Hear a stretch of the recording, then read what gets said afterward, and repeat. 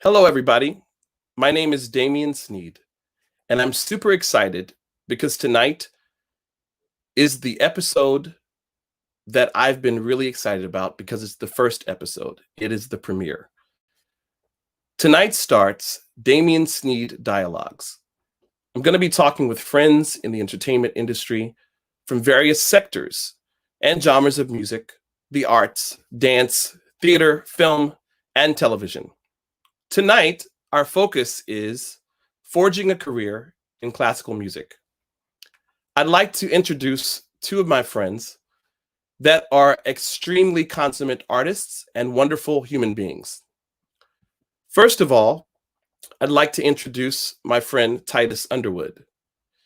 Titus Underwood is presently the principal oboist at the Nashville Symphony Orchestra.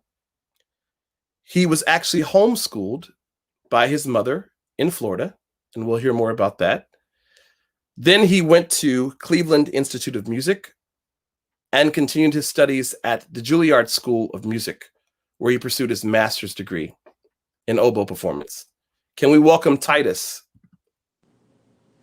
Hello. And lastly, but definitely not least, I'd like to introduce another friend of mine. We've known each other for a number of years. We were students together at Manhattan School of Music, and she's been a part of my choral group, Chorale de Chateau. This mezzo-soprano is very well known for her Metropolitan Opera debut in Philip Glass's opera, Akhenaten. She performs in opera houses around the world as a recitalist, and she attended the Manhattan School of Music and then went to the Curtis Institute of Music in Philadelphia. And then she was a young artist at the Ryan program at the Lyric Opera of Chicago. Please welcome my friend, and she'll give more explanation to her beginnings as a singer, an opera singer, a classical singer, performing artist, my friend Janae Bridges. Hello, happy to be here. Hello, how are you? Wonderful, wonderful. Very happy to be amongst such incredible musicians and minds. Thank you for having me, Damien. Definitely, this is awesome. So first of all, if you could, maybe Janae, we'll start with you. Okay. If you could maybe tell us a little bit about how you got into being a performing artist, how you got into becoming a singer, and was there anything else that you did before music or something else at some point? Yes, well, okay. So my beginnings with classical music started when I was 5 years old. My parents moved to Seattle, Washington, because my father was in the military, and they saw their associates putting their children into music classes, specifically piano. And that was something that was never, in their world. My parents came from very poor families, so it just wasn't. It wasn't something that they knew.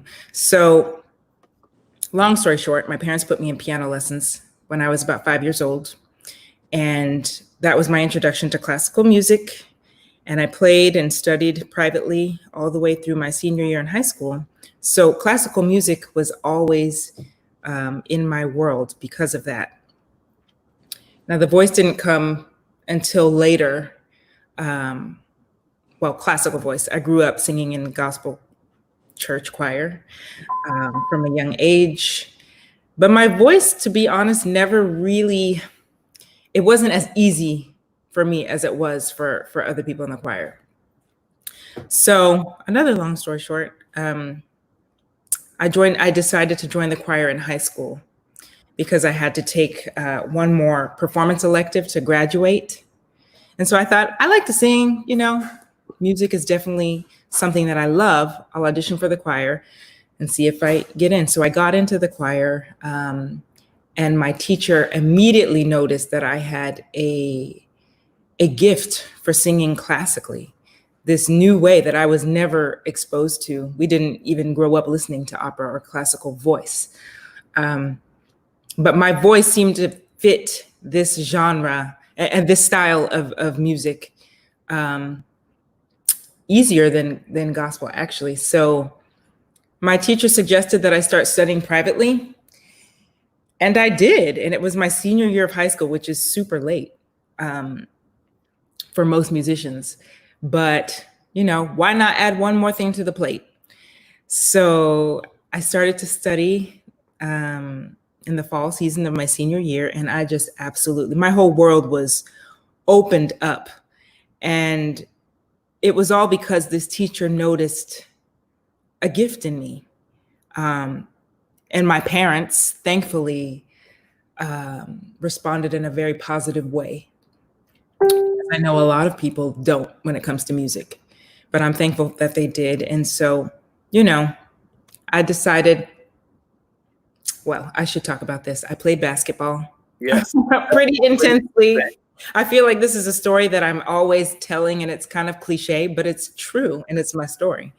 So I was on the way to play, high school ball. And I was my senior year, in my very first opera at Tacoma Opera, I was in the chorus of Tosca. Which was like pretty amazing. I really had no idea what I was doing, but this particular choir teacher suggested that I just audition for the chorus to build myself and build this newfound love. So I got in as a chorus member of Tosca. However, I was a captain of my varsity basketball team, and it was a very competitive year. We made it to I can't remember, like a tri-district round or something. So, I was needed as the captain, and there was a conflict. I had a choir rehearsal the same day as a very important game to get us to the next round. So I asked my coach if I could attend the rehearsal and have my mother drive me up to the game instead of riding up with the team. And he agreed that was okay, just as long as I made it in time to warm up. So I did. I got there, finished the rehearsal, drove up north, got to the game, and he sat me down on the bench. And I said, "What are you doing? I need to warm up. The game is about to start." And he sat me out. 1 quarter went by, 2 quarters went by. It was halftime. I was in tears. My mom was not happy. And that was the last day of my competitive basketball playing. And, I still have a great love for the game.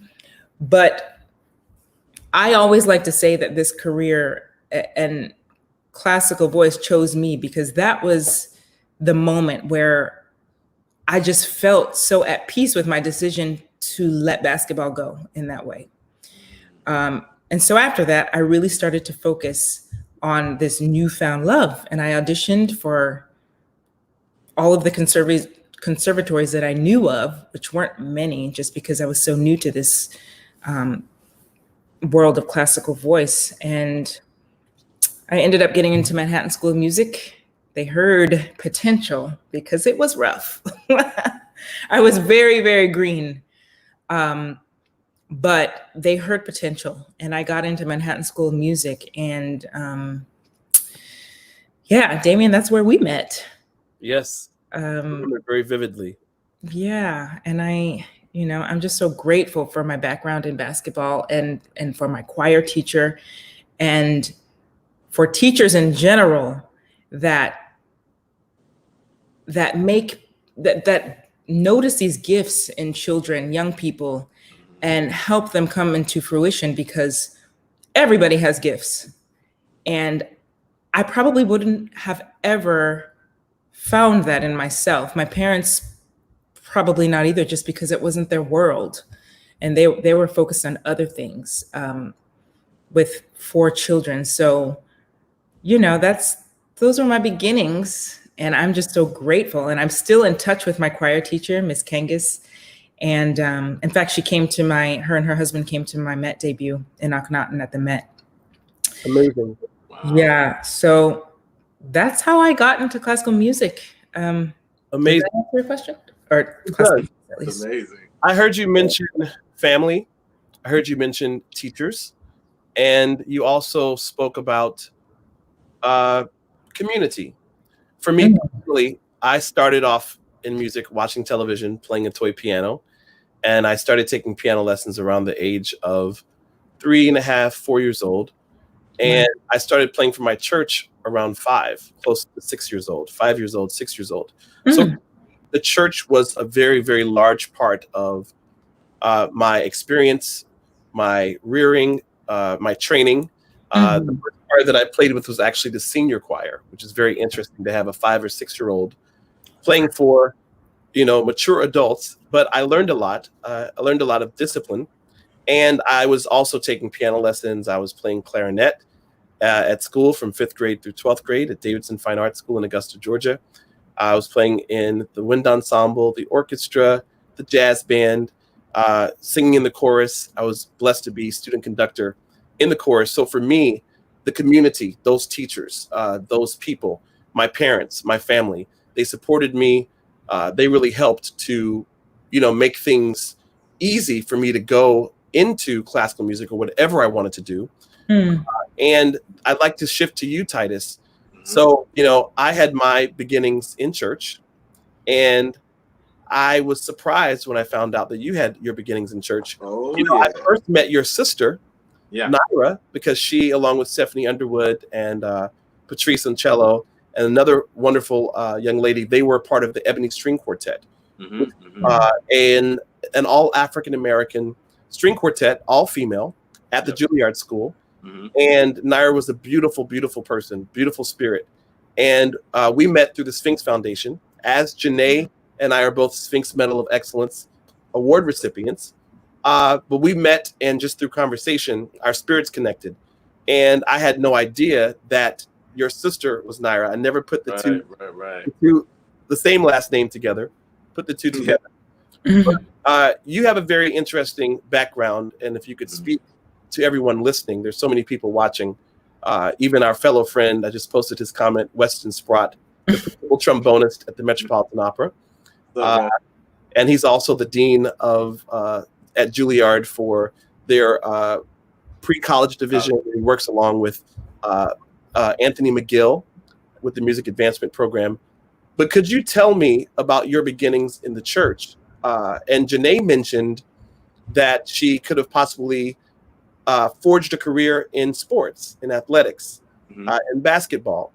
But you could have forged a career in many different things. Could you talk about that? And then share with us, before you ventured into the conservatory, both of you studied at conservatories. I went to Howard University. Sorry. Thank you. Then going on to a conservatory later. But before you entered Cleveland Institute, you were homeschooled. So can you just take your time and tell us a little bit about your beginnings, and also the community, and even how your siblings, all of their names have a purpose and intent. So I'm the youngest of 6.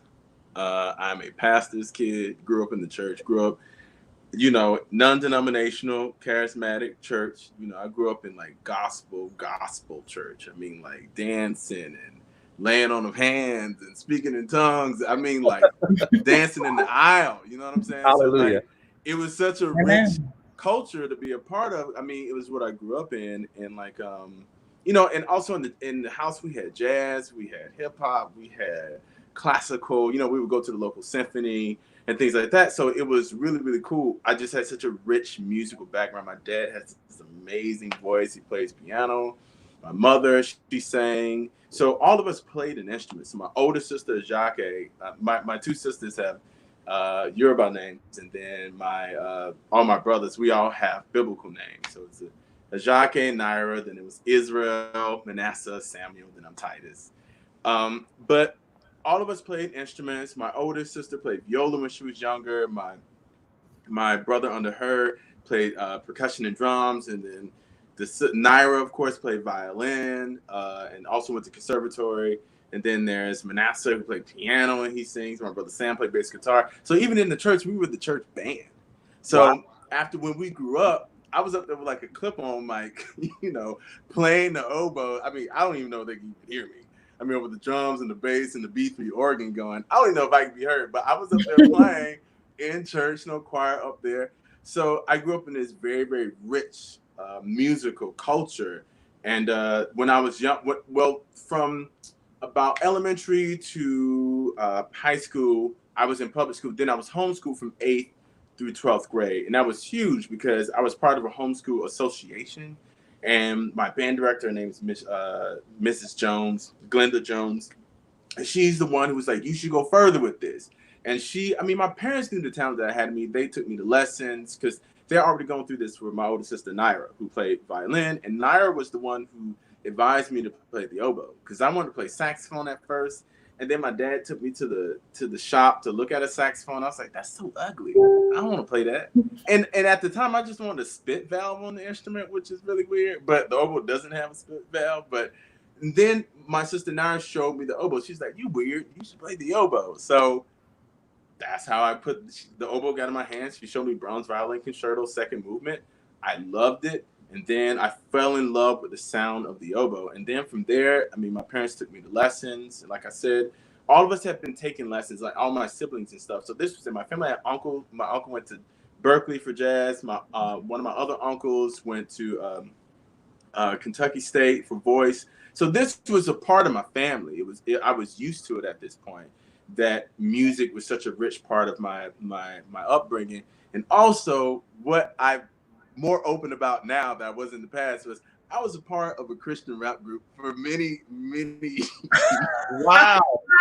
Yeah, the name of us was Burning Bush. So Burning Bush, and we got pretty popular that day. We had an album and everything. I ain't gonna put that up though, but we had an album and everything. So that's what kind of took me out of my shell as far as performing.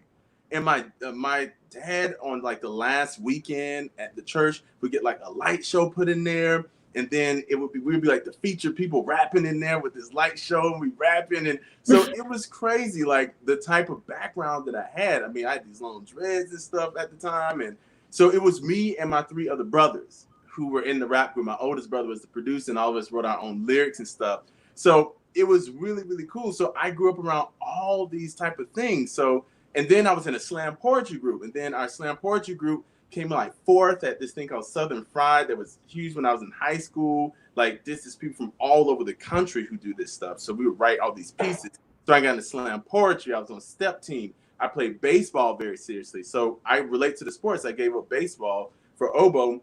And then I was still rapping and stuff. So rap was a big part of my upbringing, my culture and music. So I had hip hop there, then we had the jazz there, then we had the gospel there, we had the choir there. I was part of the church choir. I was on step team, poetry team. So, and oboe was just a part of that. So it wasn't weird. No one thought it was weird that I played oboe. Like it was like, oh, I just found out about the oboe. That's cool. So I was just the kid who had the long dreads, who played the oboe, who also rapped in Burning Bush. So that was literally like, and I didn't think anything of it. It was just who I was. My parents allowed me to have. They were so supportive. They really encouraged, musical, my upbringing and diving into classical music by taking me to the orchestra, local symphony and stuff. And when I got really, really serious, before I went to Cleveland Institute of Music, I started studying with the teacher at FSU on the weekends, Eric Olson. So my dad would drive me after he preached on Sunday, 3 hours to Tallahassee, and then 3 hours back to come home.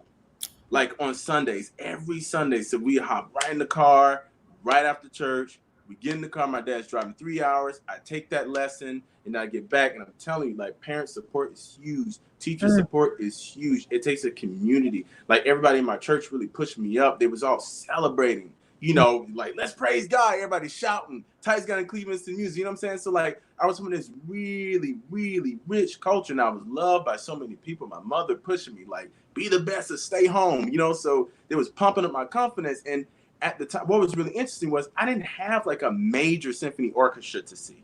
I didn't have a Chicago symphony to see or Atlanta symphony or something like that, which is like the closest one as far as like a bigger orchestra around where I live. So I didn't have that. So I was like pumped up full of confidence, had some talent, learned some stuff. And when I got the conservatory, I was way more clueless than most of the people that were there.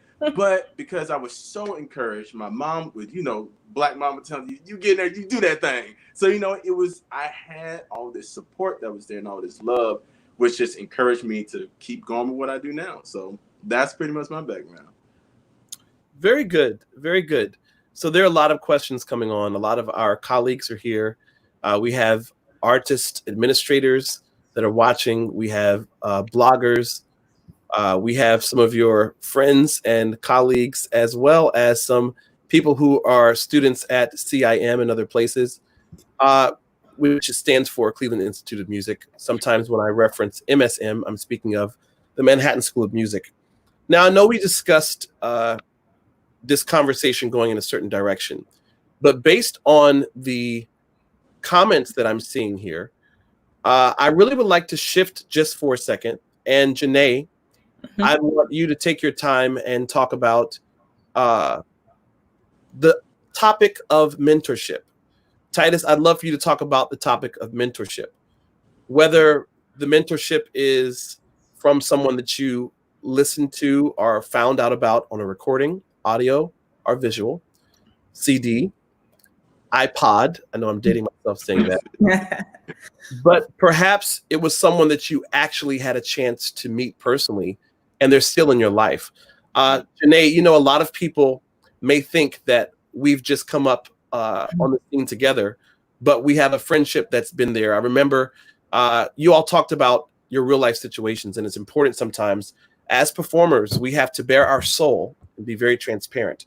No matter what we're performing, what genre, what subgenre of classical music, whether it's Baroque, whether it is contemporary, whether it is impressionistic, whether it's rap, whether it's hip hop infused, whether it's gospel, no matter what you're doing, Janae, when you get into a role, you have to find a way to figure out how you can become that artist, how you can become the artist that you're singing as, or the role, the character.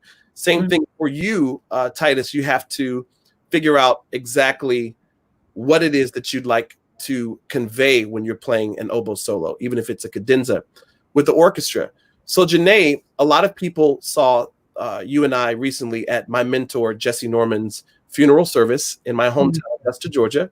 Yes. And also at the Metropolitan Opera memorial service, where we did a rendition, as they say down south, a medley of Duke Ellington's Heaven, which was one of the last songs that Jesse Norman recorded. We recorded it together on a project called Bound for the Promised Land with the combined choirs of Spelman and Morehouse College in Atlanta at Emory University.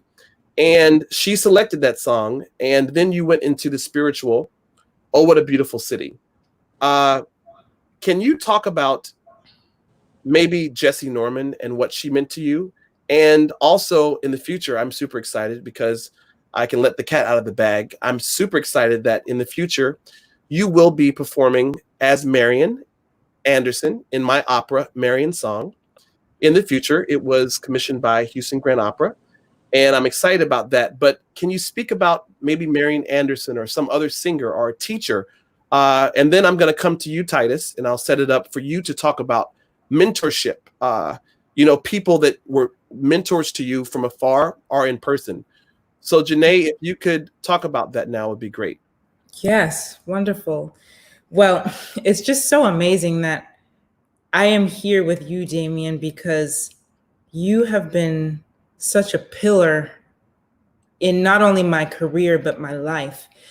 And when we performed in Augusta and at the Met for Queen Jessie Norman's funeral and memorial, it was just such a full circle moment because I was first introduced to her through you when I sang with Le Choral Chateau in DC for President Obama's inauguration. It was because of you that I was there, and you introduced me to her. And I will never forget when I garnered up the courage to, well, my mother helped me, but to speak to her. And, you know, I was just, I was so starstruck, but also, I mean, to see this monumental woman, Black woman, it just gave me so much courage and courage to know that this was something that I could actually pursue. So I spoke to her and I thanked her for who she was and what she did. And I will never forget, she said to me, darling, learn your languages, and sing from the depths of your soul. And that is something that will stay with me forever. And when I made my Met debut this past season, it was the very first day of rehearsal. I walked through the backstage door and I looked at my phone and I got news that she passed away. So it was just a really surreal moment, you know, me walking into the backstage door for my very first rehearsal at the Met and her passing. It almost felt like she was passing, I don't want to say passing me the torch because I could never be what she was, but it just felt like she was there with me. And so it was a very special moment. And then, you know, the fact that we were chosen to give our gifts to her in remembrance of her was just a special moment. And it just goes to say and reiterate that it is so important to support each other and have those mentors. And so for me, she was a mentor for me and she didn't even know me. I mean, I just remember when I was really starting to delve into opera and classical voice, she was who I referenced and I went to and I studied. I mean, I studied everything about her, every interview, every song, every aria, every opera.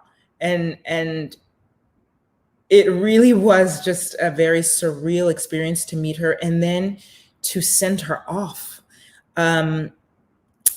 Yeah, it gives me chills actually just talking about it right now. But she mentored me in so many ways that will stay with me forever. From those words of her saying, learn your languages, which is so important. I mean, as an opera singer, we sing in so many different languages, and she did not sing in a language in which she wasn't fluent in. So knowing that, like, it was always in my mind, like, I have to be more like Mrs. Norman, you know? And I really, truly believe that those two sentences that she said to me when I was, I think I was 18 or 19, have propelled me to just keep going and to be better every day and not settle, you know, because it is clear that she never settled. Like, she was always wanting to learn. And for me, that's kind of the greatest thing that I received from her was to never stop learning and always be a student of the craft, but also a student of life. And, you know, you, Damien, making that introduction is just something that I will forever cherish. And the fact that we can still make music together in her memory and develop our own projects is just very special. I feel like she is always there whenever we're together. And I know that we've had conversations, you know, about you and her experiences. So yeah, you know, I think for her, she was really the first person, Jessie Norman was the first person to kind of encourage me, actually, in a way that no one else did. To see her doing what she did and her telling me that I could do it was just such confirmation. You know, it's one thing to be studying and practicing, but when you have a confirmation and support from the likes of Jessie Norman and Kathleen Battle and Denise Graves, it just takes it to a whole nother level, you know.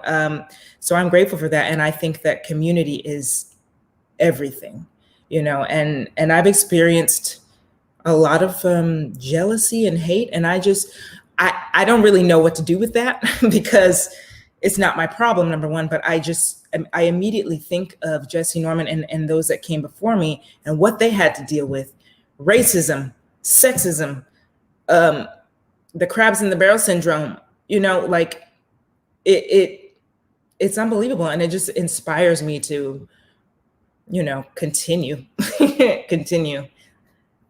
Most definitely. Well, you're doing such an amazing job. I'm proud of you as a friend. I celebrate everyone in this field of music and entertainment. it's a very difficult field. It's not that easy. You know, some people think it's very easy, but it's not as easy as people think it is. I would love to definitely go more into that conversation about how you rise above the jealousy, how you rise above the things that sometimes come at artists so that we can help prepare the next generation. Because a lot of young people are constantly asking that question, you know, well, what do I do off stage? So we're going to talk about that. Okay. And the fact that we don't even focus on those types of things that are distractions. But I'd like to bring Titus on now. Titus, could you talk about mentorship? And can you talk about mentors from afar? Perhaps it may have been your father, one of your older siblings. Perhaps there was an oboist that you looked up to, and now you have had an opportunity to work with that person. Perhaps it's a teacher. Perhaps it's someone that's not even a musician, just someone that taught you how to have presence, how to speak, how to greet people, how to have a sense of gratefulness and loyalty or consistency. Can you speak about that, Titus? Absolutely. Well, my first mentor, I would say, was my mother. My mother was my first mentor. My father. I had so many older siblings, 5 older siblings who I looked up to, who are all doing excellent things. So my mother, my father, my first mentors, those were the people who covered me, who prayed over me, who encouraged me, cried with me, hugged me, told me to keep going when I was dealing with all kinds of crazy stuff. And then the first mentor that I had in my college life or conservatory life was John Mack, very famous pedagogue at the Cleveland Institute of Music. His legacy is very big legacy. He really took a chance on me. He wound up passing away my sophomore year in college, which was very, very unfortunate. But all the mentors that I have today, like my teacher, Elaine DeVos from the Juilliard School, from her to one of my other mentors, Ann Gabriel, who's in the Los Angeles Philharmonic, and the list goes on. Joe Robinson, who was the previous principal of the New York Philharmonic, was a big mentor. I mean, all my friendships, my friends with one of my very close friends who really got on my case about audition was my friend Shay Scruggs, who went to Curtis. He's now not playing oboe now as much, but he was a big person who pushed me to get out there and you can really go for it professionally. And the biggest thing for me, I didn't have the blessing that when sometimes I wouldn't say that I'm jealous, but sometimes I wish I had it. I didn't have Janae had Black mentors, Black female mentors. I didn't have someone in the professional field who was oboe that I was that came from the same culture that I came from, that I could talk to. And what's really funny is I met many different people. I had friends. Weston's one of my friends, and my friend Hassan Anderson, who also works in. We went to Juilliard together. So a lot of friendships helped me up, and I was kind of aiming towards something that I had not seen yet. And I hadn't seen the scene of a professional principal Black oboe player. That wasn't something that I saw. And representation does in fact matter for those little kids you ask, because a lot of times I do have conservatory students or high school students who reach out to me and say, I see you, or could you give me a lesson, or could you mentor me? And it's almost as if in that place I became more of a mentor before I was mentored. So I was learning about mentoring from other musicians that I saw. I saw, the McGill brothers doing it a long time ago, watching them for a long time, and all the people, all these great artists that are out there, these Black artists. But as far as that was something I wanted to see more in my field, that representation that was there. And now I'm more in that place where, I've become more of a mentor at a much younger age, a lot faster than I thought it was. And mentorship is absolutely huge. But the thing I'm going to stress a lot is that my parents are the ones who made me feel very, very comfortable about who I was. My parents made me feel comfortable no matter where I was or what I dealt with, because I dealt with a lot of adversity in my career, with the people saying I don't belong there, or people aggressively coming at me in ways. I've dealt with those type of things, but because of the ring of my parents and my community, I had the strength in those shoulders to really stand on And those lessons I really internalized and really learned. So this has been all this has been a part of who I am today. And I have to say, I'm just really grateful to have, the strength, because I lost my mother my freshman year in college, and also my sister Naira, she's also deceased. And those were two huge people who pushed me, also drove me to lessons and things like that. So I would say that I really stand on shoulders, and I really stand with strong culture and family. So mentors, huge. If you can reach out to someone, if you like the way someone plays, reach out to them, ask them questions. I would always say be very courageous about just reaching out to people and asking them, because I always tell people, just ask me. I'll give you my number. Here I am. Reach out to me. I would love to connect. I would love to talk about things, because I did realize that coming up in my career, I was the person who just wanted to hey, I want to be the oboe kid, the person who shows up playing an orchestra. But what I realized over the course of my career, there's become more than one thing. That it hasn't just been the playing, but it's also been me as a Black person being representing as far as in my space. So these two things came before I even knew that it was going to be a thing. So I had to read more and learn more and really learn what I was getting into and what I represented to other people who saw that I was there. But I would have to say that my parents had already instilled in me the importance of that before I even got into that space. So that's where Amazing. I'm coming from. So yeah. Amazing. Mm-hmm. I'm watching the comments come in, and some people are saying this is a very emotional conversation for them, because the purpose of this, the impetus, the thrust, my objective is to help people. My objective is to help some person that may be like me. They grew up in Augusta, Georgia. It's a very well-known city, but we didn't have the same opportunities as people in Atlanta did. A lot of times I would drive up to Atlanta on the weekends, and my mother would be concerned about the traffic. I was driving my very first car at 16 years old on the weekends to participate in the Grammy in the Schools choir and band ensemble. And it gave me an opportunity to attend the Grammy Awards and perform. But for me, I always had to go out. I had to drive to North Carolina, drive to South Carolina, because for me, it was a passion. There was a yearning that I wanted more. Not that where I was subpar, or that there was anything wrong with my community, my family, my teachers, my school. I wanted more. So for me, a lot of people tried to put me in a box. They said, well, you should stick with gospel music, because as a person of color and growing up in the church, that's what you should do. That's your culture. Those are your roots. That's what you should stick with. So with me taking piano lessons and going to a performing arts school, for me personally, a lot of my peers told me that I would not be successful in classical music, simply because I played gospel music. Even after moving to New York City, I had people that look just like me, that are of the same cultural background as me, tell me that I should really seriously consider just sticking with church music, because they told me that I would never, they literally said this, they said, you'll never perform at Carnegie Hall. They said, you will never be considered a serious person in classical music. You'll never be associated with the conservatory like Manhattan School of Music. They literally said these things. Our Juilliard, and I ended up being able to work on the staff at Juilliard as an accompanist.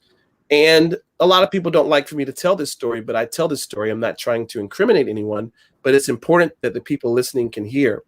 I was also told many times that I should stick with jazz music, because jazz music is something that African-American people sort of gravitate to. There's a proclivity because of my genetic makeup that I should stick with jazz music, because the rhythms are intrinsic to my cellular structure and the organism that I am and the vibe that I am on. And, for me, I was determined to not allow anyone to put me in a box. For me personally, this is me personally, there's the disclaimer. My faith has been strong for me, because I realized that my creator did not create a copy, a photocopy, a facsimile. I am not the same as anyone else. I have my own thumbprint. My cellular structure is different, down to the RNA, the mitochondria, and the nuclei in all of my, body systems. I'm very different, and I'm comfortable with that. And so I ask you all have not allowed yourselves to be placed in a box, even as classical musicians. So the question comes now, what is the purpose of going to school? Because there are a lot of young people out there that are watching. And they're wondering, should they go to college now? We have COVID-19. We have other possible pandemics coming and viruses, and a lot of schools have had to shift to online training. Is there a reason for someone to take their voice, Janae, to take their ability, Titus, and allow another person to work on it and streamline it and fashion it and break it down and then allow it to be built back up again? Was school really important for you, and did it help you? Did it take away your desire to be a musician, to be a singer? Janae, you are a vocalist, but you're a musician. Yes. Titus, you are a musician. We're talking about forging a career in classical music, but we're talking about, period, just the idea of going to school, going to a conservatory, taking lessons, going over and over and allowing an instructor, a master teacher, to tell you what things you could improve upon in your diction, in your embouchure, in your scales, your technique. Was that necessary? Because there's so many people that are brilliantly talented and gifted, and they are able to just do other genres and styles of music, and they can just go straight out of high school while they're in high school, and they don't have to go to school. So tell us the importance for you about education, about your teachers, about allowing someone to mess with that which you were given naturally and born with. Can we go, Janae? Yeah, this is a very interesting topic because I've thought about this. I've thought about it because I have student loans. And so it's just like, wait a minute, was this really worth it? I don't. First of all, I do think that conservatory and higher education in general in this country is way too expensive. It is just, it's not realistically affordable. That is not to say that I don't think it's necessary. For me, in my personal experience, I gained so much by going to Manhattan School of Music and the Curtis Institute of Music in Philadelphia. Because I was so green with singing, I needed another set of ears, and I needed someone to, I just needed direction. And so for me, giving my voice into someone else's hands, it wasn't actually a scary thing because I was seeking help. Also, not only musically speaking, but simply by being in New York and being surrounded by so many different people, it automatically just opened my mind.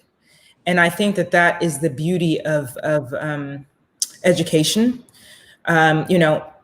Putting yourself into a different comfort zone. It definitely expanded me in that way. And I was challenged, I was challenged by my friends, by my colleagues, but mostly by my teachers. And I'll never forget, actually, I won't name this person, but I had one teacher that said I would never get into Curtis because I just, I was too behind and I really didn't have what it took. I wasn't studying long enough. And that just gave me so much more fuel. They don't even know. And I ended up getting into Curtis. But it's experiences like that, like that was, for me, it was a challenge. And I'm kind of competitive by nature. I don't know if it's the sports in me or whatever.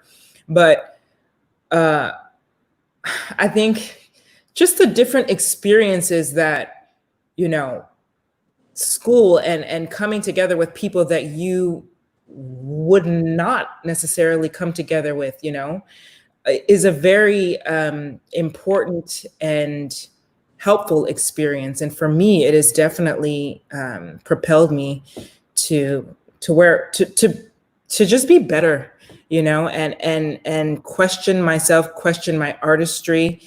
It's opened my mind, opened my ears, it opened my heart even. Again, I think it's way too expensive. It's just something needs to be done about that. It's a problem because there are so many incredibly naturally gifted people that can't afford to go to these $50,000, $60,000, $70,000 schools. Like, who can actually? Well, there are people that can, but I'm not sure what we can do about that. But to answer your question, I think that school is necessary. I don't think it's the only way. Of course, there's just so many ways to be successful. I don't believe in, and this goes back to the idea of putting someone in a box. I don't believe in boxes in any way. And everybody's path is different. I don't necessarily know if it's necessary for a classical musician to go to school and, for them to be successful. I don't know, but I know that for me, it was very important to have those extra sets of ears. And it still is. I take lessons regularly, even now, virtually, because I'm like, we're going through this pandemic, but when we're out, I need to be ready. And also, the voice is always changing. So, when I come back to Carmen or Delilah or whatever in however many months, like, it's going to feel different. So I need to be working on myself at all times. That also being said, I think that, for me, I have been kind of my greatest teacher. I mean, like, I've had incredible teachers and mentors and coaches. But I think through all of the practice and experience that I've had so far, I have become a really good teacher to myself, by recording and listening back and also teaching. I love to teach. I teach as well. So I'm not sure if that exactly answers your question, but for me, school was necessary. And although overpriced, I'm very thankful for my education, and I still have relationships with, teachers and coaches and language coaches and colleagues, also that are now, running companies and running institutions, and, it's such a small world. And to start that world and build that foundation in school, I think is very helpful. That's a very interesting point. And you're doing a phenomenal job in answering the question, because this is just a time of dialogue. The three of us are connected by, for example, the Sphinx Foundation. There are places like the Sphinx Foundation, places like the Gateways Festival, summer programs that have now been canceled, but a lot of them have shifted now to provide resources online. There are community groups, like I'm mentioning some that have helped me in the past: Kappa Alpha Psi Fraternity. One of their members, Lawrence Brownlee, the classical tenor, operatic tenor. Yes. He's on, and he's a member of that fraternity. They've helped me, pouring into me with scholarships, and my mother's fraternity, Delta Sigma Theta sorority. So for all the young people watching, there are groups out there. There are institutions. There are places that you can plug into that will help you and will assist you, because I still have student loans. It's very expensive to go to schools like this. And even with the scholarship, you have to pay for housing, transportation, food. You have to have some type of presentation. Of course, now because we're sequestered inside, I wasn't able to get a haircut. During these types of conversations. Look at these eyebrows. I have on my costume, so to speak. But Titus, can you talk about that? That was excellent, Janae. Can you talk about the idea of school, and was it necessary? And is it something that people that are looking up to us should still pursue, going to a school? There's another person on, a good friend of mine, Laquita Mitchell, the soprano. She's an educator at the same time as a performer. And she will tell anyone, as I will, one of Jesse Norman's main desires is that people understood, and now say will still understand, the importance of arts education. It's been taken out of the public school system. Even in charter schools, there's not much that's going on, but there are certain groups that allow artists like ourselves, even the Harlem Chamber players, they allow us to come in and to work with people and to work with young people. I can go on and on about this because I was tested and they told my parents that I was autistic. And I was supposed to be in special education. But because my parents were elementary school teachers, third grade through fifth grade, and my father had a specialization in special education, they decided to test me again, and they saw that my IQ was a little above the average, so they shifted me into a different school, and that helped because then I started responding in math, in the sciences, and I started responding in music. And education has been so important for Damien, so important for Janae. How has education and going to these conservatories been important for you, Titus? And you were schooled and homeschooled by your mother. Tell us the importance of education for you. I think education is humongous. Like, I can't stress. Yes, it is too expensive. Yes, I have student loans too. So I think that but my teachers, I'm still in contact with my teachers to this day. They've helped me every step of the way. Like, I can't tell you how many conversations I've had with my teachers. Like, over the years, they've seen my ups and downs and the things that I learned at conservatory, from the network that I'm in, from the people that I know in my classes that I see in orchestras today, from all the oboists I was in classes with at Juilliard that I know today. And I still am very close to my teacher at Juilliard. So I think that it is absolutely huge, and then after post Juilliard, I went to Coburn for 3 years. So that was free. And I think that a lot of schools are trying to take that path because, to be honest with you, my parents, they did the best they could. And, for me, I had to have an instrument. I have to have reeds. I have to have all this stuff to make my reeds. I have to take lessons. Then I got to have the tails to be able to go to the orchestra. It's extremely expensive. And that does box a lot of people out who do want to do classical music. And then on top of that, now there's more about identities being talked about in classical music. So not on top of that, I mean, when I got there, people was like, are you a bodyguard or something? Because I had my long locks and stuff. Do you play percussion? Do you play string bass? That's cool if I play percussion or string bass, but I play the oboe, and that is what it is. You know what I mean? So for me, I do think that education is absolutely huge, and my teachers encourage me. Like, my teachers, I never had a teacher. I was fortunate that I didn't have a teacher that told me I couldn't do it. My teacher's always like, go for it. You're great. Go for it. So I always had super supportive teachers. And then I always surrounded myself around, and this is a huge thing. Surround yourself around people that will encourage you. Like, watch the energy that's around you. I said, I never wanted to hang out with the complainers. People are like, my reads are bad all the time. I don't want to hang out with you, because if your reads bad all the time, what am I going to learn? How can we help each other out? Were we just complaining, or are we winning? Like, what are we doing? So I do think that is absolutely important, because the people that you're around, I learned so much from my colleagues, just saying, how do you do this? Or how do you do that? How's your tone this way? How do you scrape your reed this way? I learned so much from my colleagues, and some of my colleagues, some of my best friends today. So it's not only just the environment that's there, it's also the teachers that are there, and you're going through this experience.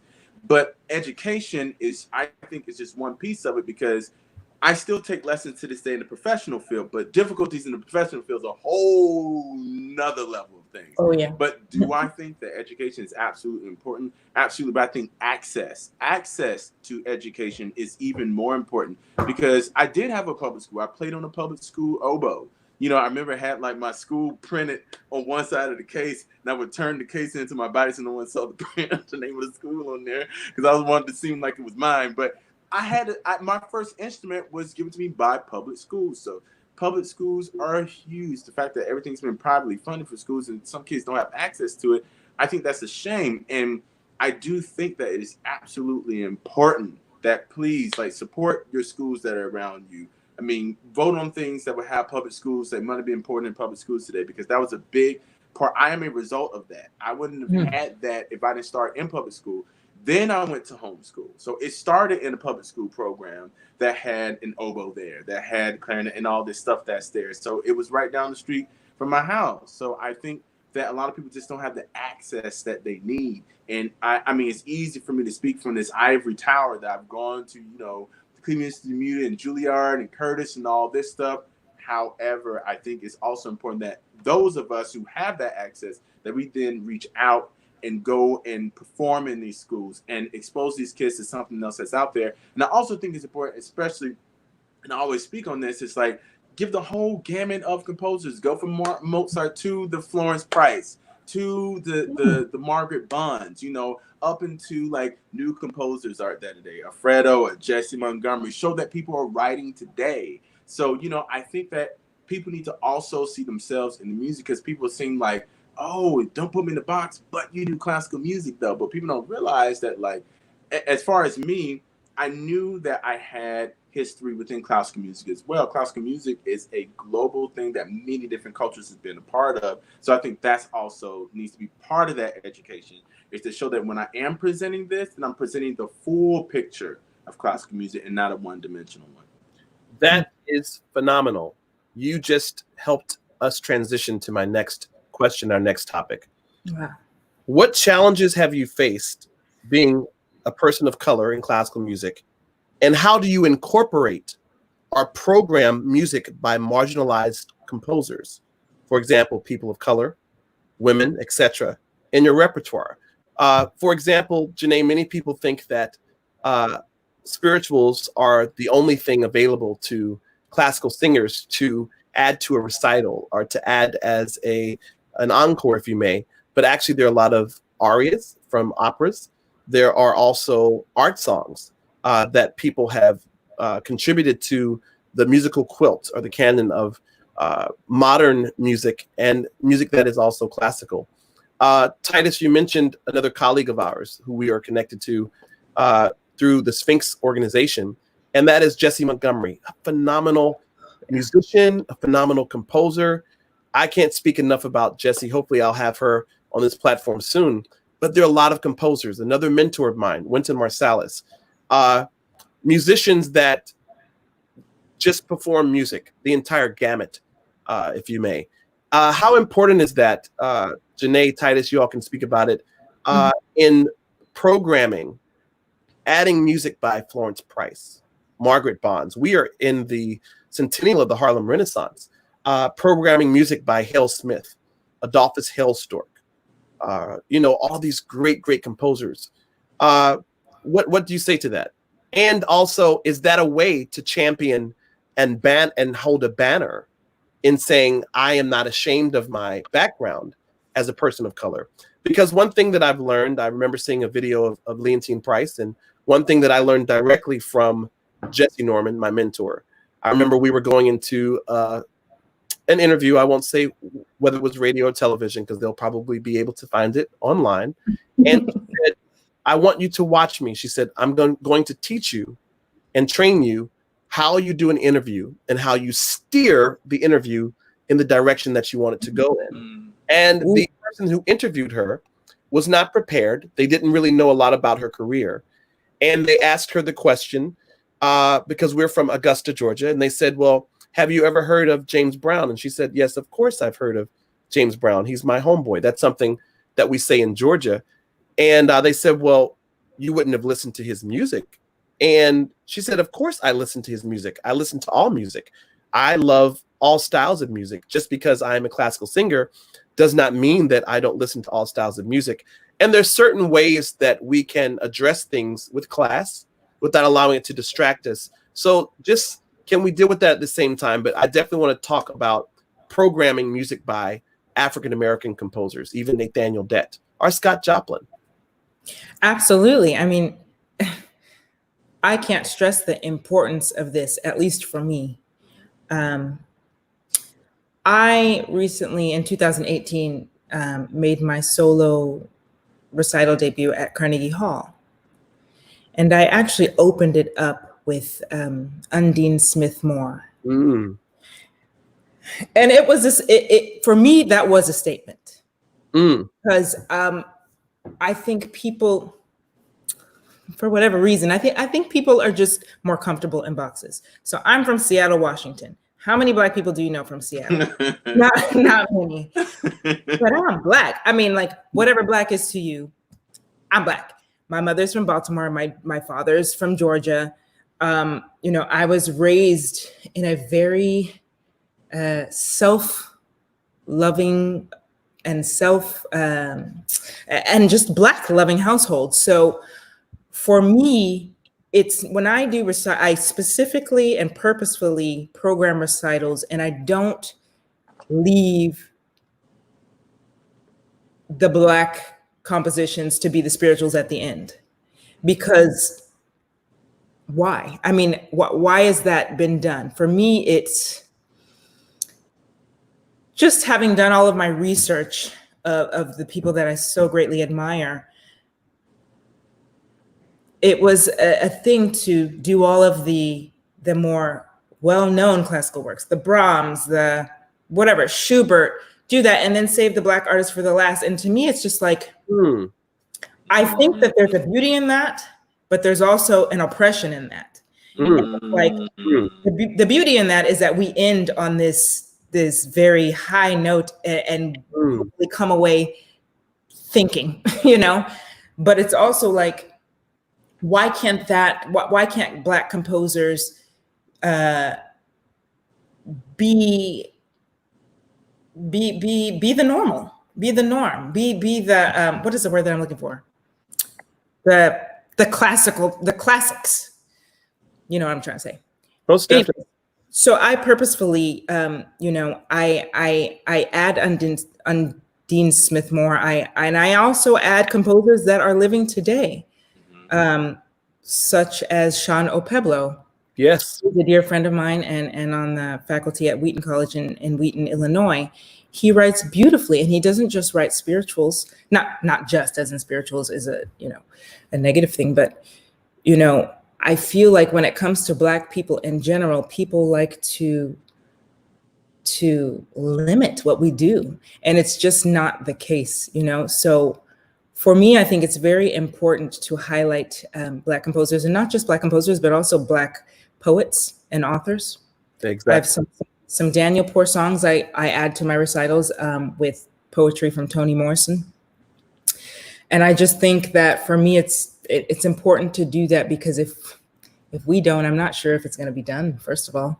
But also, you know, again, as an artist, I feel like a part of my duty is to expand people's minds and to break down these crazy stereotypes that people have.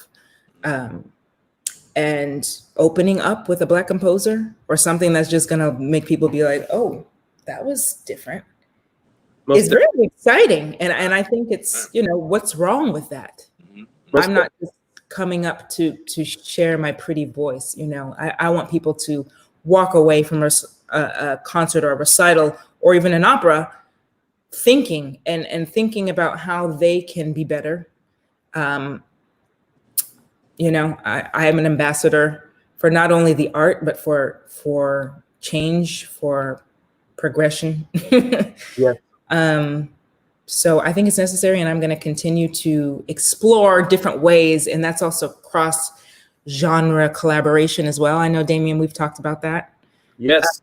Because as much as I am a classical singer, my roots, again, are in church, gospel, AME. So I don't know how gospel, you know, but still, you know, I think that's definitely something that I want to continue to explore, because I don't believe in limitations, and African Americans have contributed so much into culture worldwide, and we influence the world in so many different ways. And I think music is a way in which we've always done, we will continue to influence, and there's no boundaries with it.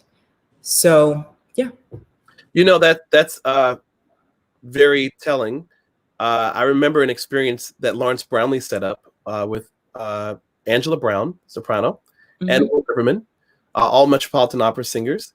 And I was accompanying them. This was for Lyric Opera Chicago at a recital. And Sean was there, and he very humble. And it's so great. You know, there's so many great artists who have humility, and they realize that we're all working together. And I remember playing one of his arrangements of a spiritual, and I asked him if I played it okay, and he was very, very kind, very, very kind, and very encouraging.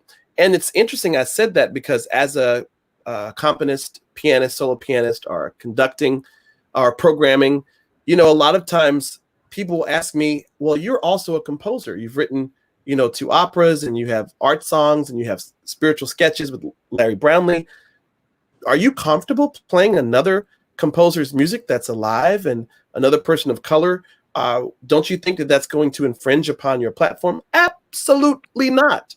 We all are very different. I love programming music by my colleagues and people that are that look like me, and even people that don't look like me. Music is music. And Titus, that's a conversation that we had. Janae and I, we have some things coming down the pipe in addition to Marion's song that we'll just save for later to announce. But Titus, we have some things coming down the road that we're going to be doing as far as collaboration. You mentioned Jesse Montgomery. There's so many phenomenal living composers. There was an article when I was working in my last semester for my doctorate in conducting, orchestral conducting. We talked about an article that talked about the marginalization of women and the fact that many times symphony orchestras don't program enough music by female composers. They don't program enough music by Asian composers. They don't program enough music by Asian American composers or even Native American composers, people that are indigenous of the Americas.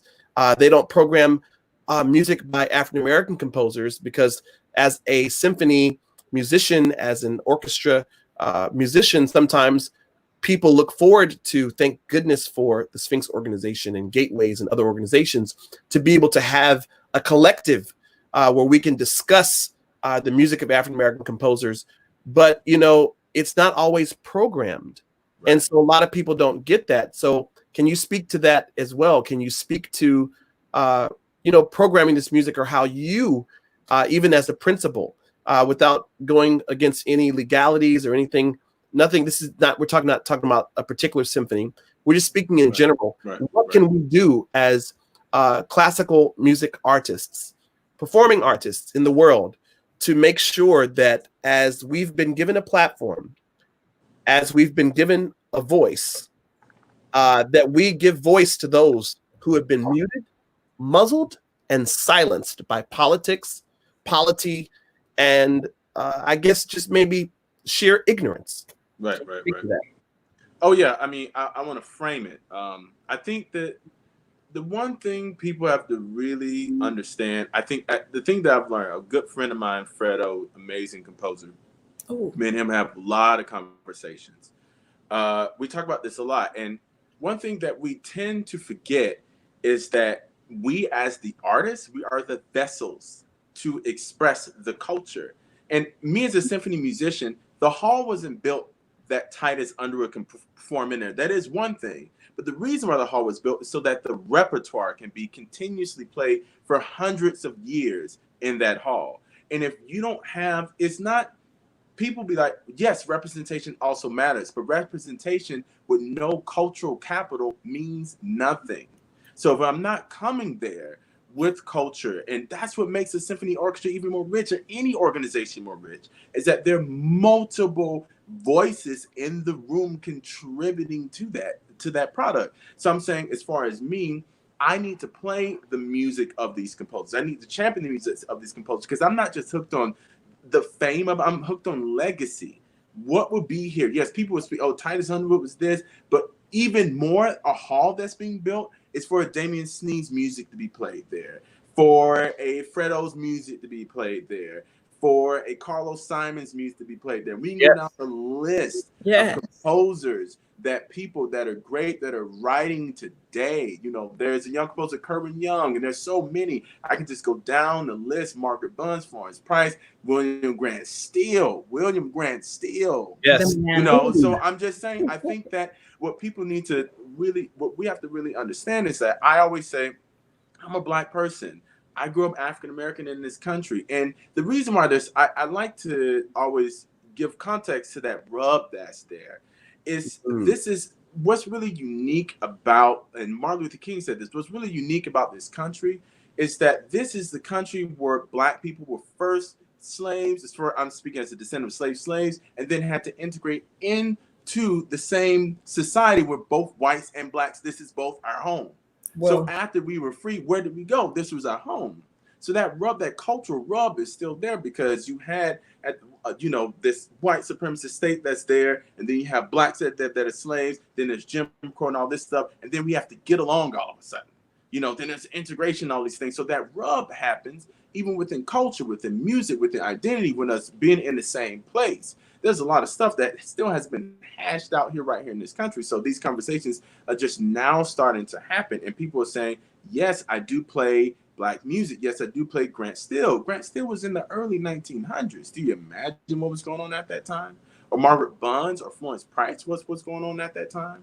And even you go up into the struggles that we have even today. So there's a lot of unpacking that I have to think of. Like, I program this music because it's great, because people respond to this music, because people should hear this music just on a human level.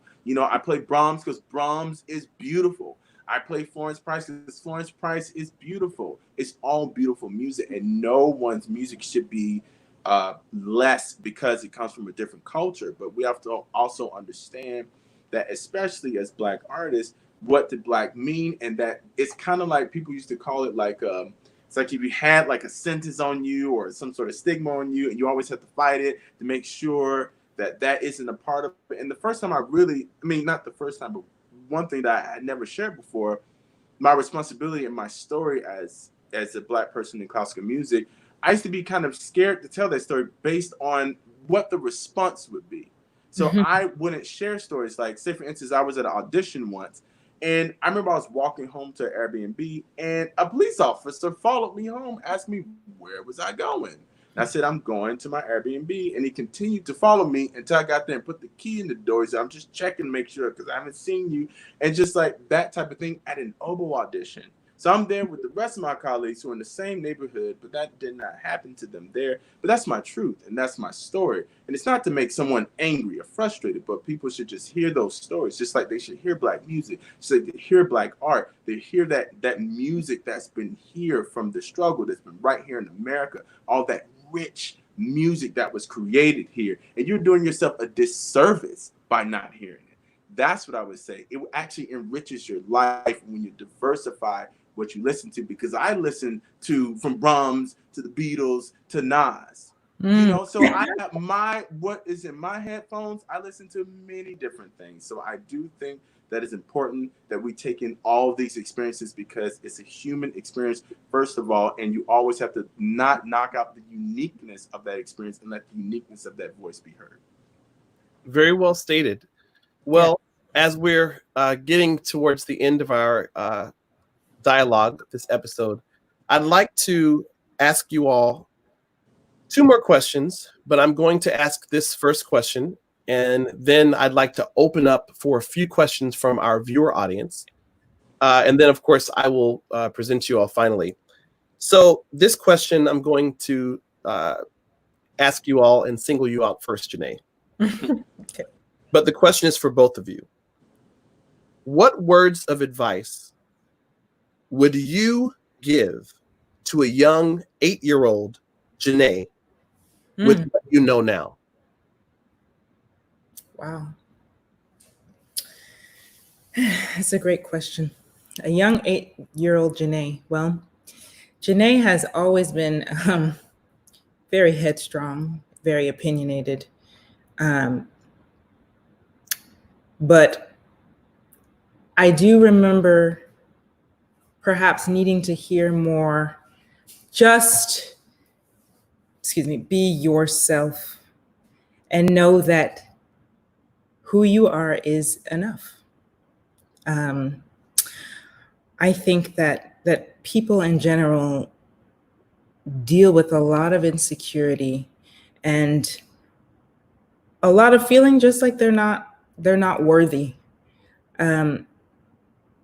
So, if I were to be able, when I am able to say to young people, I say, It's okay. Just be who you are. If you like this color, it's a beautiful color. If you like this style of clothing, it's perfect. It's wonderful. It's you. That's what you like.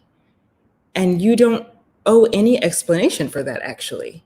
And I feel like oftentimes young people have to explain themselves, and it's not right. I think it's actually very counterproductive.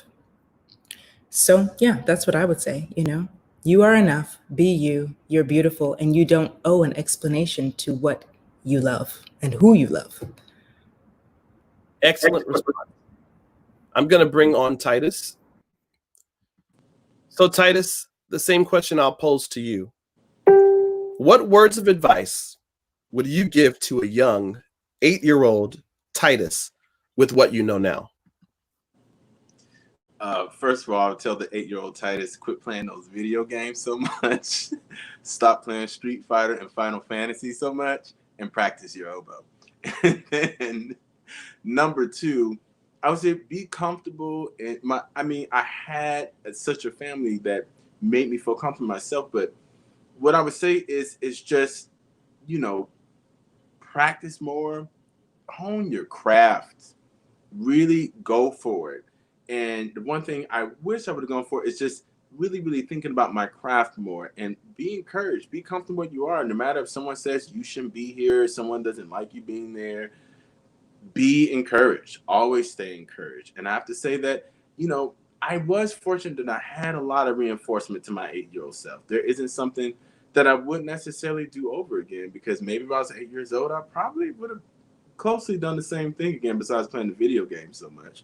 However, I will say that I had such a beautiful nest of a community and loved ones, which made me feel loved. And that's, I think, if I were to tell myself, stay focused, stay the path, don't be so easily distracted, and know that the sky is the limit.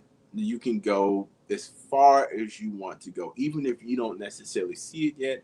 Visualize it, tell yourself in the mirror who you are, write down your dreams, write down your goals, and go for it, and start being great now. Just reinforce that you are great now, and just polish your craft. Like really, really work on the thing that you love, and no one can tell you that you can't do it. So that's what I would mainly tell my 8-year-old self, is just keep pushing, keep going. Thank you so much. And I want to say thank you to both you, Janae, and Titus. I appreciate your willingness to come on a platform like this, as we are all trying to navigate through this time, which for some has been murky. Some, their foundation has been snatched from under their feet, so to speak. I appreciate you all taking the time to share personally and be extremely transparent, to let people know your story. They see us on stage, they see us on a flyer, they see us in social media, but they don't always have an opportunity to somewhat put their thumb on our pulse to feel our heartbeat. And I think today that both of you have done a phenomenal job in presentation, but also giving the listeners, the viewers, giving your fan base, giving the world an opportunity to see who really is this artist, Janae Bridges, who is this artist, Titus Underwood. And not only artists, but what I love is the fact that you all can speak to any question, you can speak to anything. You're not boxed in, you don't have tunnel vision as far as seeing the world and being open to understand culture, understand diverse musical genres, and also having an understanding that everyone's path is different. So right before we close, I would love for some of you watching, we've had a lot of people asking questions, but if you could type a question now. I only have time for a few questions, but is it all possible if you could type your question now in the chat, and I will address a few questions and present them to both Janae and Titus. If there are any questions. And while we're waiting for questions, can I just ask you, Damien, what you would tell your 8-year-old self? Wow. I would tell my 8-year-old self to not allow the words of others to affect me, because I've had to deal with the weight of carrying those words, carrying the labels, carrying the mindset, and allowing it to get into my psyche and into me as an individual, where I was afraid to be a person that could do different genres because I felt like I wouldn't fit in. And for me, of course, again, my faith has been strong, but also having real friends and having people that could be in my corner. I've always wanted to make sure that I surround myself around people that have known me back when. That's not correct English. I understand that. I did that colloquialism intentionally. But it's important to surround yourself around people that remembered you before the lights, camera, action. You know, it's very, very easy, even though you can speak about humility, it's very, very easy to somehow shift over into a place where you're making money, you have performances coming up, you have connections, you have a manager, an agent, and things are going well, and you forget what it was like when you were yearning for that posture, for that place, for that platform. And it's very easy after a performance when someone walks up to you and greets you and says, "How are you? Oh, I really enjoyed it." Or a young person, or someone who may not speak as well as you, someone who may not be dressed as well as you on the exterior, to brush them off and say, "I'm busy. I've got to go to the after party. I've got to get ready for the next performance. I need to rest." It's very easy to just shift and ignore them. But sometimes we don't realize that we're turning away the next Janae Bridges, the next Titus Underwood. We're turning away the next person that may take the stage. You know, Janae, it's interesting. You know this, and Titus, you know it as well. There's so many people that we looked up to, and we've had the opportunity to actually perform on the same stage they were on. It's like, wow. So the thing that I want to encourage students about is, as soon as you start in a career in music, this is what I would tell my 8-year-old self, you're already professional. People judge you how you walk in, whether you're on time, whether you give people good eye contact, whether you are prepared. You've learned the music, you've learned the libretto, you know the words, being prepared. And I found out that it's important to understand that people are watching you even at the age of 8 years old. You're not just watched when they purchase a ticket and when they subscribe to your website. People are watching you as you are still forming and as you're still being nurtured in your giftings. So I think I would just tell myself to just be more aware that people are watching me, and just be more solid in understanding that I didn't have to try to worry or carry the weight of what people thought. So there are a lot of great questions. So I'm going to put up this question by Jennifer. Very good question. What's the best way to support your work if we can't afford to attend performances at a major concert hall or venue? Excellent question. Anyone want to speak to that? Wow, that is a great question. Well, I mean, I always feel, like everybody should be able to come and see what I do. I hate the idea of people not being able to because of financial reasons. So please actually reach out to me. I would love to just invite you. And that's honest. I do it all the time. And I also, wherever I sing, mostly opera companies, I make it a point to, the first thing I do is go to the administrative offices and say, look, how can we get more people into the audience, people that can't afford it. And so often they will, create promo codes, or for like a dress rehearsal, I will be able to invite however many people that I can. So honestly, Jennifer, just directly reach out to me. My email is online, janaebridges.com. And also I have some, I have things on YouTube. And now that we're in this very interesting time, I am, creating content and will be posting it on all of my social media channels. Awesome. And I'd like for you to answer this next question, Titus, from Kiana Lilly, who's a student at CIM, Cleveland Institute of Music. She says, I know you guys talked about programming over at the Cleveland Institute of Music. The BSU, I'm assuming that acronym stands for the Black Student Union. Please forgive me if that's not correct. They're trying to diversify what is played by the orchestra. What advice could you give to the students that are actually in music programs, I'm adding to it, how they can go about being effective, making sure that their work, their efforts are effective, and that they don't just get a Martin Luther King concert during Black History Month? I'm adding to it. Could you speak to that, Titus? Yes, there's two different ways you can go about it. One, I'll address the now, then I'll address how when you go back to school. So now the unique thing is that you have control over any content you want to put out online. You can literally order music online. There are tons of archives of Black composers online. Google your favorite composer, record it yourself, collaborate with your friends, put it on your recital, put it on. I think a lot of people go straight to, and yes, orchestras should be in school. Orchestras should be putting more diverse programming in there, but also when you have the chance to do it, whether it's a recital or someone else's recital or competition, make a point to put, whether it's a Black composer or whoever you want to represent, make sure that you play that music yourself and champion that music yourself, because if we're not championing that music, nobody else will. You have to champion that music and get very well versed in that music.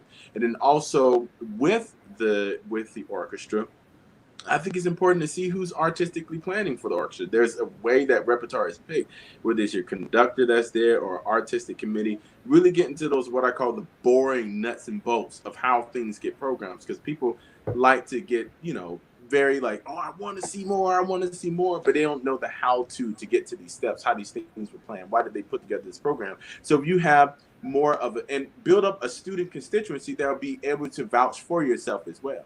So go up there and say, hey, come in there 5. If it's just 5 of you there or 10 of you there, get some colleagues, some allies, whatever. I don't care. It could be Black, white, all you go up there and say, we want to see more of this. We want to see more of this programming.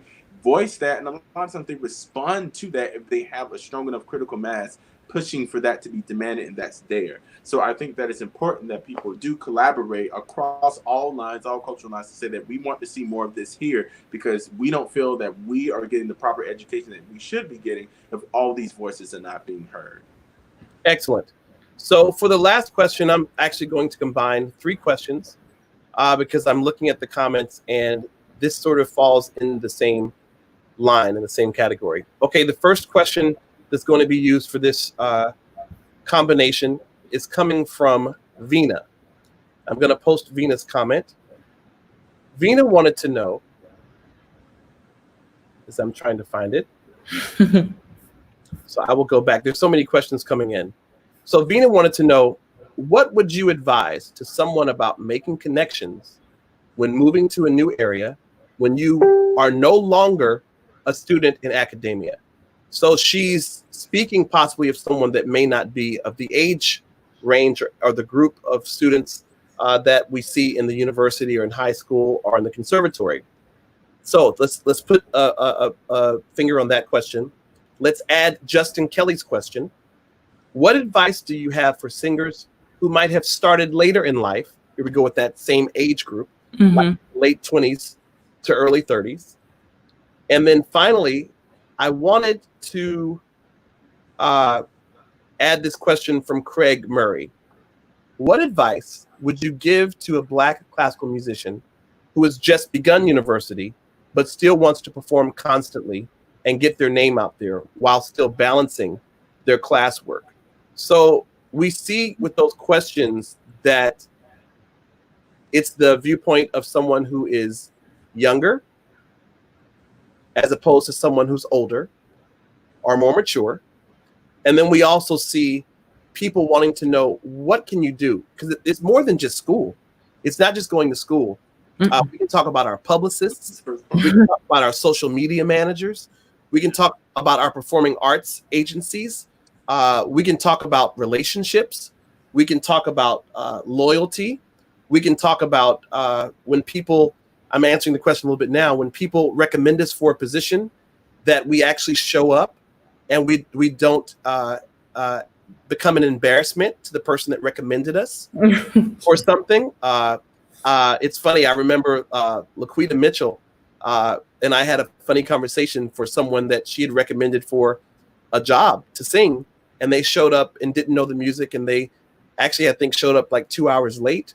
I'm just paraphrasing here, but what can you say to people that feel like, well, I want to be in classical music. I want to forge a career. I didn't go to the conservatory. I didn't go to university. I'm not of that age group to do a young artist program or to go, to a website and ask them for a special scholarship. And then I am a student. I want to know, how can I actually forge a career in classical music beyond being a good student and passing my juries and doing all of my qualifying recitals and smiling and doing all those types of things? What can they do? Can you both speak to that in closing tonight before I present our last iteration? Yes. Well, I think for me, the most important thing is to put yourself out there. How do you do that is the question that I think people are wanting answered. And that, when I was a student, I was so green, like I said before, and I might have just been like actually really kind of stupid, but I put myself out there. That is one thing that I always did, whether I was ready or not. And that was very instrumental, for me, because people saw that I was working. They saw that I was improving and serious about it. So, I highly suggest, if you're moving to a new area and you don't have any connections, build them. Ask people, who do you study with? Find a voice teacher that works for you. Find your team. It really takes a team. On my team, I have my voice teacher, I have coaches, language coaches, my publicist, my manager, but it didn't just happen. I made that happen. I built my team.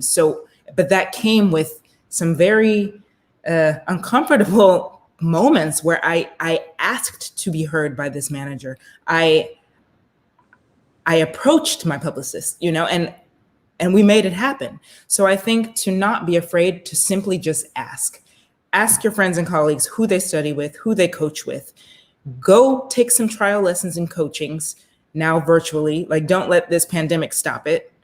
It's easy to, it's rough, but you have it doesn't always just come to you. And that's something that, people think for me, it has, and it hasn't. I have worked very hard, and I've put myself out there, competitions. I was doing competitions maybe when I shouldn't have been, but I did them, and people saw, oh, Janae Bridges is doing this competition. I didn't win, but then I did another competition and I got an encouragement award. Then the next competition, I did win. So it's like, for me, I think the most important thing is to build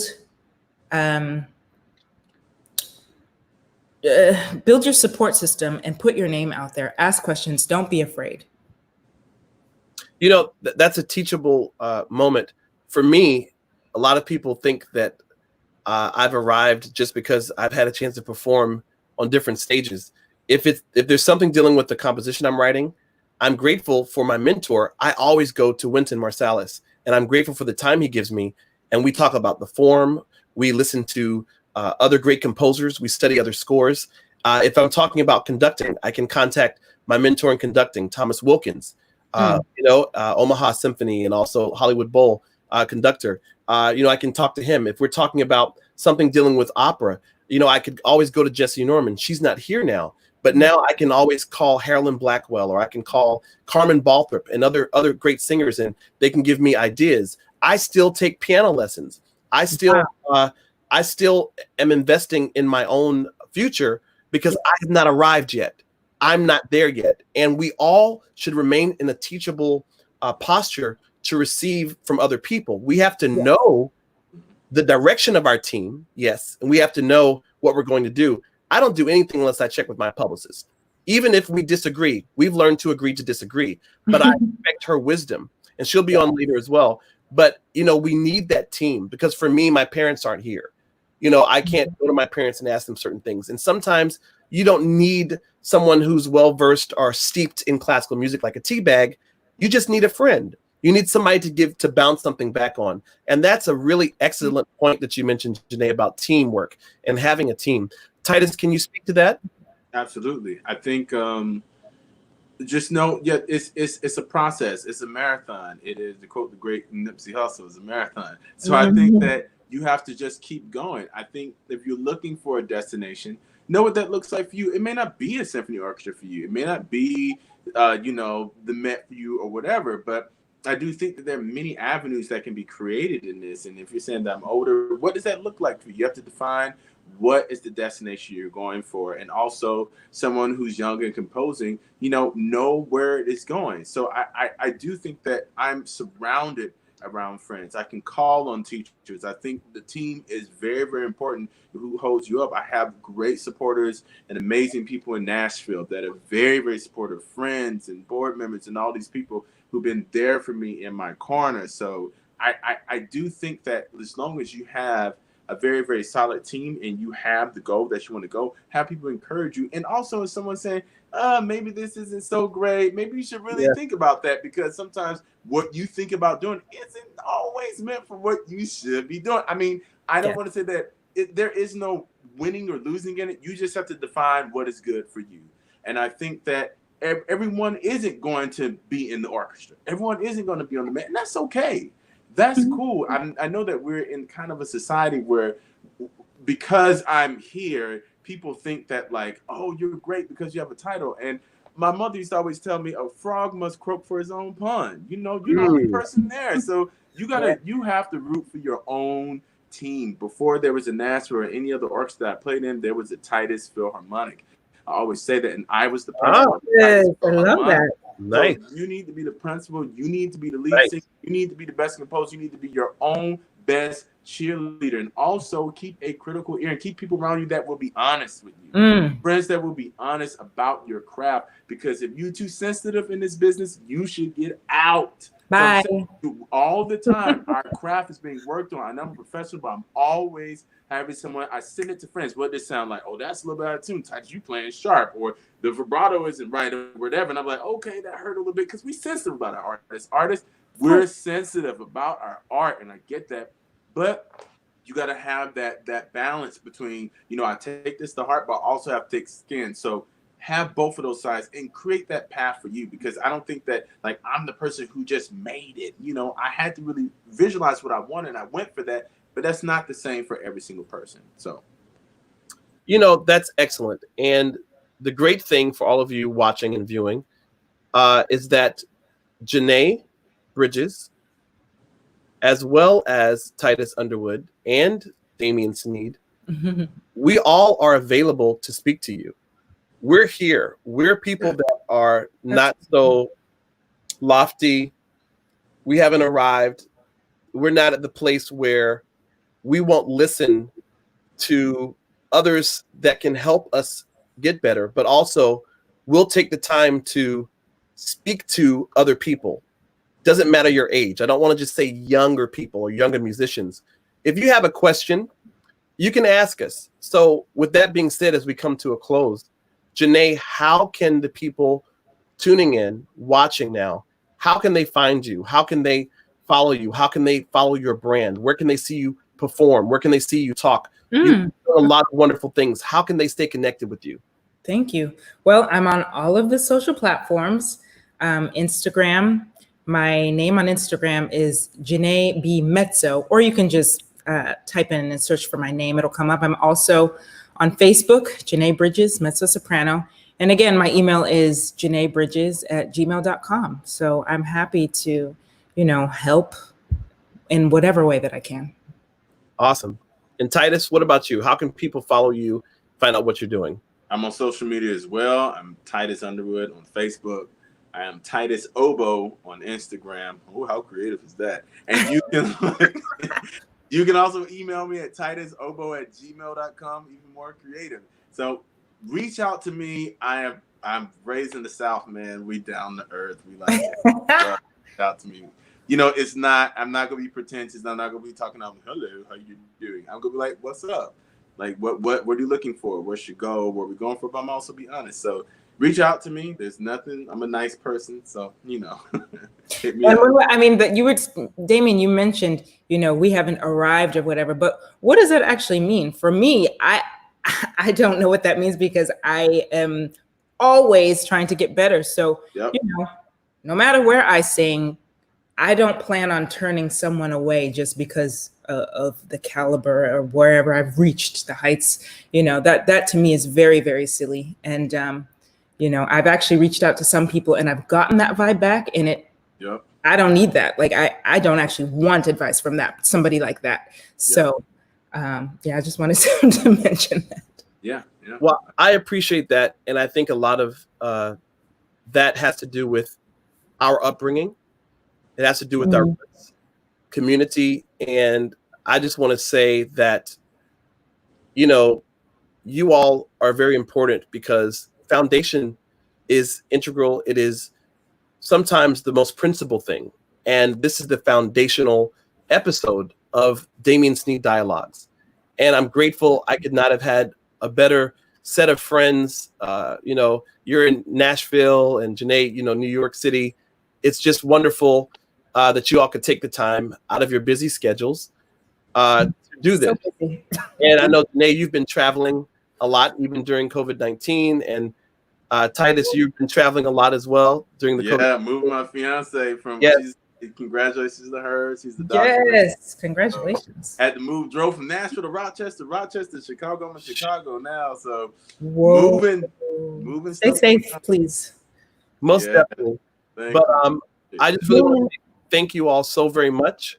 And please stay in touch with Janae and stay in touch with Titus. Also, if you want to reach me, you can definitely follow me at Damien Sneed on Facebook, Instagram, Twitter, or my website, damiensneed.com. And that's DAMIENSNEED. And before we end, I'm super excited because I'd like to announce the next episode, episode 2, which will be Damien Sneed Dialogues, Tuesday, June 2nd,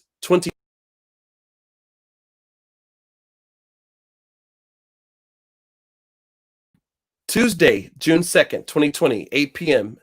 Episode 2, The Performing Artist as Educator, with Harlan Blackwell from the Metropolitan Opera and the Manhattan School of Music, and also with my friend Anthony McGill, the principal clarinetist of the New York Philharmonic, from the Juilliard School and the Curtis Institute of Music. It will be next Tuesday, June 2nd at 8 p.m. Again, it'll be streaming live on my website, damiensneed.com, streaming live on my YouTube channel, Damien Sneed, and also streaming live on my Facebook pages. Thank you so very much for tuning in tonight. I hope that you enjoyed it. Please continue to send in comments, whatever you have. Let us know how you enjoyed it. And Janae would love to hear from you, and Titus would love to hear from you. Thank you all so much for tuning in. Hopefully I'll see you again next week. And I'm looking forward to your emails and your comments. Take care. Thank you for having us, Damien. Thank you. Thank you, Damien. I appreciate it. Stay safe, everybody. Yes. And we look forward to seeing you in the concert hall one day soon. Yes, please. Right. Much love and peace. Bye-bye, everybody. Bye. Bye.